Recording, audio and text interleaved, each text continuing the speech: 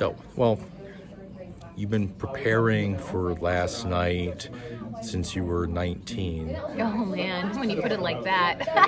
Yeah. I mean, how did it feel when you finally stepped out there and it's not, first of all, an empty auditorium, but you can Sure. hear there are people out there. I mean, how did that feel for you? So it was, obviously at this point I've been on stage quite a couple of times to be able to promote myself or promote my social impact or even just to talk about the organization. So it wasn't that surprising to see like a stage of people, but what was really sentimental was the fact that it was all the work leading up from 19 years old to 24 that came here. I was explaining to my family because they kept on asking, how are you doing? How are you feeling? What's going through your head? And like, you don't understand how much I'm just absorbing this moment and how much of it I'm just like taking in. So I'm just wowed by all of the things that are around me. Like we came in when the auditorium was empty, so we see within a couple of hours like they have a whole set of rows set up, and then they have the stage, and then they have the lights, and then they have us on it, and just you're part of the building experience. Everybody is up at the crack, morning of dawn, the way that we are, and coming to show up here and like putting all of our effort to make one giant production. So it's just overwhelming to be a part of the experience, but then to be one of 51, that's a really special thing. Now, I mean, had you connected with the other candidates prior to your arrival here? Yeah, we all met with each other when we did orientation in Dallas, Texas. So we kind of had a snippet of what it would be like to be sisters then. Really, we were just there primarily to support our outstanding teens and just be a part of the experience with them, and it was more central focus to them. But by the time the outstanding teen competition ended, we had our Miss America orientation, and that's when it really set in like we are going to Miss America, because we were then all identified as our state name. So then we've had a couple of months since then to just digest into our roles, learn what it's like to be our mistakes, and then get into a comfortable flow to now actually be here and enjoy each other. So this has been really fun. We kicked off a really great Miss America week with a tour of New York City. A lot of us have been there for the first time. I live so close to it, but I had never experienced as many things as I did in one day. I actually joked about saying that Miss America being my job took me on a field trip. So it was a good experience. Now, you went to Wall Street too. We did. I mean, what was that like? I mean, because you hear about Wall Street and you watch the Dow Jones numbers, Sure. and all of a sudden to be in the epicenter of all that, I mean, what was that like for you? So Wall Street, the reason why they brought us over to Wall Street was because they had a statue that was put in for International Women's Day. It's called the Fearless Girl. It's this tiny foot frame statue. It's just a little girl that is a bronze sculpture that's meant to be about fearlessness and empowerment. And I thought that was really special because it wasn't on the initial itinerary, but it wasn't passing between point A and point B of where we needed to go. So they added it in between. And I think that being an organization that is centered around women's empowerment, taking us to be a part of something, and even just to see a small foot frame sculpture, it was about seeing this was at one point you, and you were standing up for these causes. You were going to be the women that are going to ask the hard questions and make the changes that need to be made in our country. So it was just really special that they took a second to stop because they knew it was there, and they knew that we were only going to be there that one time. I don't know the next time we're all going to be together, and that was what was really special about that. Now, one of the things we don't see as an audience is the private interview with the judges. 2020 hindsight, I mean, thinking about your time in front of the judges, how do you think you did? I think they walked away getting an idea of who I was as a person. I do think that they did their research to really know who we were. There's only so much information that you can either Google about somebody or see directly from their resume, but you only have a short period of time to get to know who they are as a person. So I'm really grateful that in the short period of time that we had, in those 10 minutes, they actually took their time to ask questions about us. And that was really important. I wanted to make sure that they walked away getting a sense of who I was, and I think they did just that. Now, last night you also got to talk about your social impact statement, when you had the brief red carpet moment and you did the presentation.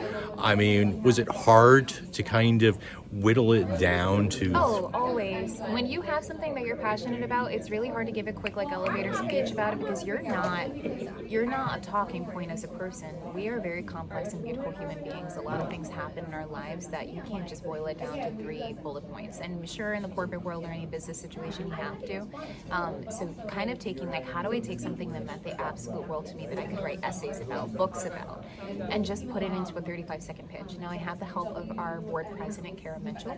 She helped me kind of boil it down into that 45 second time frame. So I said exactly what I wanted to say.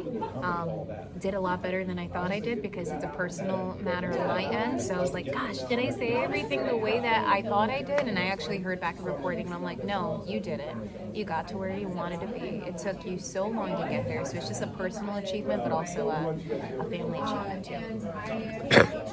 Nope. One of the things that we didn't get to talk about at your send-off was your dress, or You did amazing. now that it's no longer top secret. Right. Can you talk to me exactly what its genesis was and what its importance to you is?